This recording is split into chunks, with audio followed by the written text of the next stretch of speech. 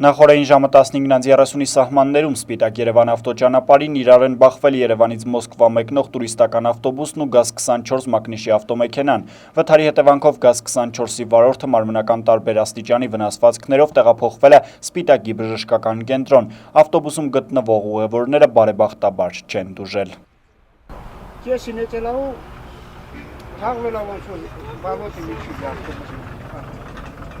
Վթարը կարող էր անդառնալի հետևանքներ ունենալ, բանն այն է, որ բախումից խուսափելու համար ավտոբուսը շեղել է ուղղությունը եւ հայտնվել շրջվելու վտանգի տակ։ Երկու մեքենաներն էլ բախումից հետո հայտնվել են Սպիտակի բնակչին պատկանող կարտոֆիլի հողամասում։ Ավտոբուսի ղեկին եղել է Երևան քաղաքի բնակիչ Վահե Հակոբյանը, ԳԱԶ-24-ը վարել է Ալավերդի քաղաքի բնակիչ 26-ամյա Վահե Ամիրաղյանը։ Դեպքի վայրում աշխատանքներ էին իրականացնում ճանապարհային ոստիկանության եւ ոստիկանության Սպիտակի քննչական բաժնի աշխատակիցները։